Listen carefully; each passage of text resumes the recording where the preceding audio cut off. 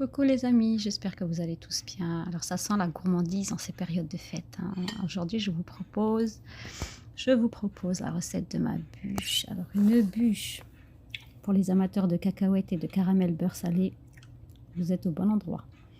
Donc on va faire une bûche sur une génoise au beurre de cacahuète avec un croustillant à la cacahuète caramélisée ou chouchou et un insert au caramel beurre salé avec une mousse à la vanille très parfumée. Donc si vous êtes intéressé par cette recette mais délicieuse qui a eu un succès, je vous dis pas, alors allons-y.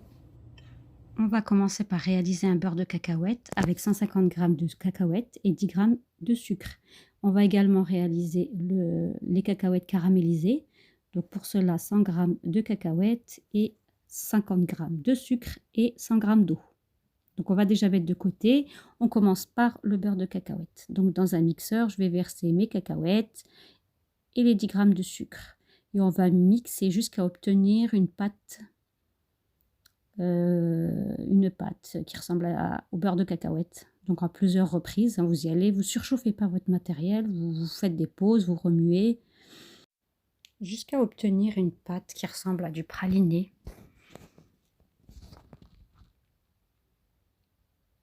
Voilà, donc là, ça ressemble à un joli praliné. Donc, ce sera un praliné de cacahuètes. Donc, ensuite, on réserve de côté dans un récipient. On en aura besoin plus tard. Et on passe aux cacahuètes caramélisées. Donc là, j'ai besoin de ma quantité d'eau. N'oubliez pas, parce que je pense que j'ai oublié de vous le montrer dans les ingrédients. On y rajoute le sucre, les cacahuètes. Et on va mettre ça sur feu doux pendant quelques minutes.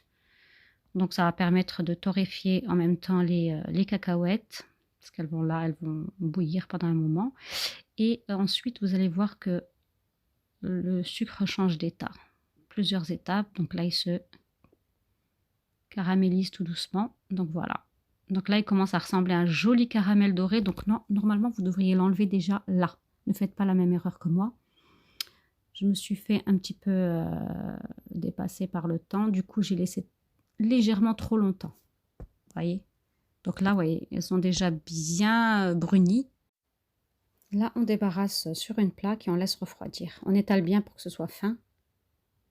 Voilà, donc on va passer maintenant à la génoise. Pour cela, on aura besoin de 2 œufs, 50 g de sucre, 60 g de farine, 10 g de beurre de cacahuète peu sucré.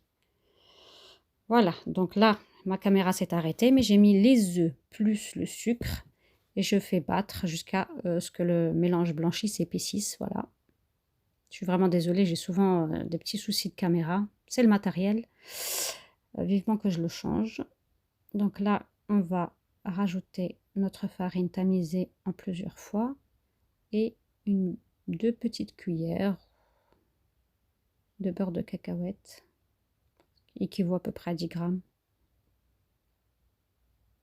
Voilà les amis, et là on va remuer délicatement pour ne pas faire retomber le mélange comme d'habitude. Une fois qu'on a intégré toute notre farine, vous voyez le mélange, comment il est mousseux. On va l'étaler sur une plaque de 35 sur 25. On sort les bulles d'air en claquant et on va le faire cuire. Thermostat 150 pendant 10 minutes. À vérifier bien sûr. Une fois qu'il est cuit, on va le débarrasser sur un torchon. Et on va lui donner la forme que l'on veut. On va couper donc à la taille de votre moule. Vous avez vu, 2 rectangles. Donc on les met de côté. Là je récupère mes cacahuètes caramélisées donc qui ont bien refroidi et je vais en prélever la moitié pour la hacher et la mettre de côté. L'autre moitié on la garde pour faire d'autres recettes. Donc je récupère mes 2 génoises. Je vais tartiner une génoise de beurre de cacahuète et je vais remettre le deuxième rectangle dessus. Et par-dessus ce deuxième rectangle, je retartine avec du beurre de cacahuète. Et là, je parsème de cacahuètes caramélisées, ce qui va apporter le croquant et la gourmandise. Je vous dis pas comment c'est bon. On file mis au congélateur toute une nuit. Maintenant, on va faire notre insert caramel beurre salé. On aura besoin d'un jaune d'œuf, 50 g de sucre, 150 ml de crème liquide 30%, 50 g de beurre, 2 g de fleur de sel et 2 feuilles de gélatine. Donc on va commencer par hydrater notre gélatine dans de l'eau froide. On la met de côté. Ensuite, dans une casserole, on va y verser le sucre. Et on va mettre sur feu doux, de façon à faire un caramel. Voilà, et on va laisser tranquillement le sucre fondre. De temps en temps, on peut secouer la casserole sans mettre d'ustensile, juste comme ça. Voilà, on bouge la casserole dans tous les sens. Voilà, jusqu'à ce qu'on ait un beau caramel. Ensuite, on va rajouter la crème liquide, mais tempérée. On la réchauffe légèrement au micro-ondes, de façon à ce qu'il n'y ait pas un choc thermique, les amis. Mais faites bien attention, on rajoute notre sel. Et là, on peut commencer à remuer un petit peu et on remet sur feu doux. Donc, on va laisser bouillir un petit peu, quelques minutes. On retire de nouveau et on va rajouter le jaune d'œuf tout en mélangeant. Il ne faut pas s'arrêter de mélanger, surtout pas, sinon vous allez vous retrouver avec une omelette. C'est pas le but. Voilà, donc on remet sur feu doux pour épaissir un petit peu l'ensemble. Toujours en mélangeant bien. Ensuite, on retire du feu et là, on va rajouter notre quantité de beurre. On va laisser fondre le beurre. Ensuite, on rajoute notre gélatine essorée. On remue bien. Après refroidissement du caramel, on le verse dans la gouttière et on le filme. On met au congélateur toute une nuit. Donc, on passe à la mousse vanille. On aura besoin de 2 jaunes d'œufs, de 300 ml de crème liquide, de 50 g de sucre, une gousse de vanille ou un extrait de vanille, une feuille et demie de gélatine. La crème liquide, on va la séparer en deux. On met 100 ml d'un côté et 200 ml d'un autre. On passe à la recette. Donc, on va commencer par prendre nos 100 ml de crème liquide. On les met dans une casserole. On rajoute la gousse de vanille ou l'extrait. Moi, j'utilise là de la poudre de vanille. Donc, on va mettre sur feu doux et on va remuer de temps en temps. Pendant ce temps-là, on prend un saladier. On rajoute le sucre et les œufs et on va blanchir. Donc, ne pas oublier de remuer de temps en temps la casserole. Une fois que c'est bien chaud, qu'il a bouilli, donc on va verser une petite partie sur les œufs et le sucre, tout en remuant. Et on remet tout dans la casserole, tout en remuant toujours, les amis. Voilà, donc on va remettre sur feu doux pour... c'est un peu le principe de la crème anglaise en fait, hein, pour faire épaissir. Mais attention les amis, avec un thermomètre, il ne faut pas dépasser les 83 degrés. Si vous n'avez pas de thermomètre, je vais vous montrer comment faire. Dès que vous sentez que l'appareil commence à épaissir, vous retirez vite du feu et vous testez à la nappe, la cuillère à la nappe. Donc vous mettez un trait, vous passez un trait et si vous voyez que qu'il reste bien net, les bords restent bien nets, ne se mélangent pas, c'est que c'est bon.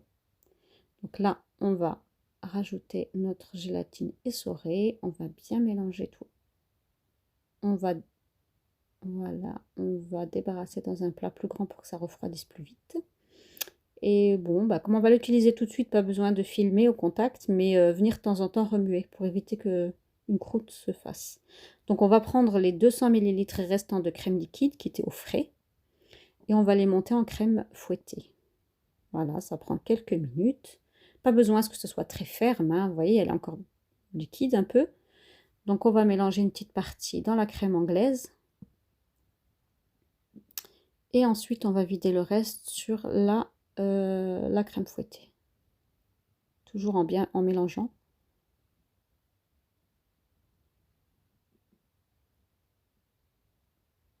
Voilà les amis, donc ça reste bien mousseux. Une fois que la mousse est terminée, on la met de côté. On récupère donc la génoise avec les cacahuètes. Vous voyez, elle est congelée. Notre insert qui est également congelé, ça c'est le lendemain donc. Hein. Voilà, elle est congelée. Donc le moule à bûche, donc là. Et je vous explique là par rapport au tapis, c'est un tapis de silicone que j'avais à la maison, que j'ai découpé aux dimensions du moule. C'est très pratique pour ressortir la bûche facilement et surtout pour qu'elle soit bien lisse. Donc vous pouvez réutiliser, voilà, si vous avez un tapis de silicone inutile, bon pourquoi pas. Donc là on va commencer par une petite portion de mousse à la vanille, donc à peu près un tiers du moule. Et là encore une fois, je suis vraiment désolée, j'ai eu un petit souci encore une fois avec la caméra qui s'est éteinte. J'ai déjà mis l'insert à l'intérieur, l'insert caramel. Vous avez vu, je vous l'ai montré un peu avec la lame. Parce que je me suis rendu compte que ma caméra s'est arrêtée. Je suis vraiment désolée. Et du coup, maintenant, je rajoute une deuxième, enfin le reste de crème, de mousse, pardon, à la vanille. Là, je récupère la génoise et je presse légèrement pour ressortir la crème de tous les côtés. Donc voilà, j'égalise, je filme et je mets au congélateur toute une nuit. Maintenant, on va passer au glaçage miroir marbré. On aura besoin de 100 g de chocolat blanc, 80 g de lait concentré non sucré, 100 g de sucre, 100 g de glucose, 70 ml d'eau. On aura également besoin de 4 feuilles de gélatine ou 13 g, ainsi que de colorant blanc ou de colorant marron ou 10 g de cacao non sucré. Donc on va commencer la recette. On va commencer par réhydrater la gélatine, la mettre de côté. On prend une casserole, on y met l'eau, le sucre, le glucose. On va réchauffer à feu doux jusqu'à obtenir une température de 103 degrés. Pendant ce temps-là, je vais prendre un pichet, y mettre le chocolat blanc, le lait concentré, la gélatine. Une fois que donc notre sirop a atteint la température de 103 degrés, on verse directement sur le chocolat blanc et la gélatine et on mélange. Donc là, on prend un mixeur plongeant pour être sûr qu'il n'y ait plus du tout de chocolat ou de grumeaux. Voilà, donc je vais séparer notre glaçage miroir obtenu en deux. Le grand pichet, on va y mettre les 3/4 du glaçage et le petit 1/4. Voilà, donc dans le grand pichet, on mettra le glaçage miroir blanc. Pardon, on mettra la couleur blanche, donc le colorant blanc.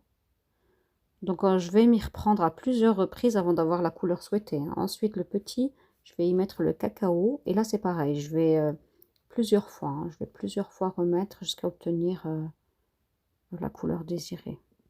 Et toujours, on mélange avec le mixeur plongeant. Donc voilà, tout est prêt. Donc je vais sortir le lendemain ma bûche.